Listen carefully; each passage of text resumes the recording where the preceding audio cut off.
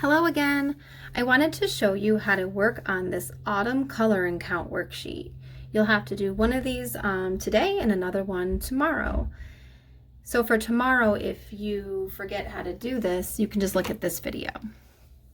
So as you can see, there's this picture of a scarecrow and some pumpkins and some squirrels and a barn.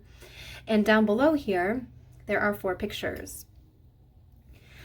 We're going to focus on one picture at a time, so we'll look at this picture first.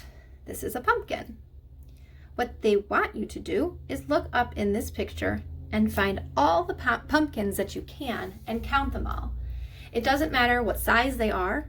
You're going to count all the pumpkins you see, and we're not going to count the one that's down here. Just look at the picture up here for the pumpkins. So I see 1 pumpkin, 2 pumpkins, 3 pumpkins. 1, 2, 3. I don't think I see any more. So now I'm going to go underneath this pumpkin and I'm going to find the number 3. If you know what the number 3 looks like, you're going to color in that square. If you don't know what the number 3 looks like, you can touch and count as you go along. 1, 2, 3. That must be number 3.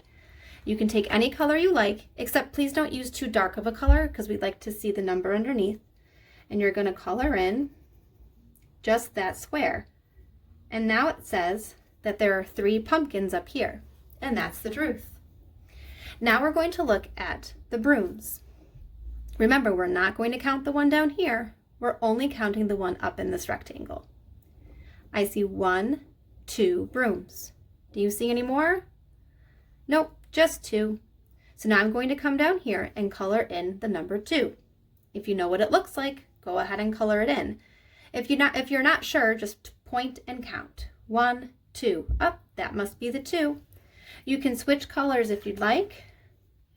Just make sure that you use a light color so we can still see that number 2 poking through.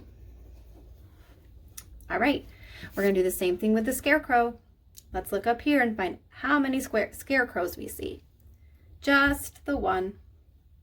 So now I'm going to take a color, and again, you can keep the same color if you want. So I could have stayed with orange, but I'm choosing to make it look a little more colorful.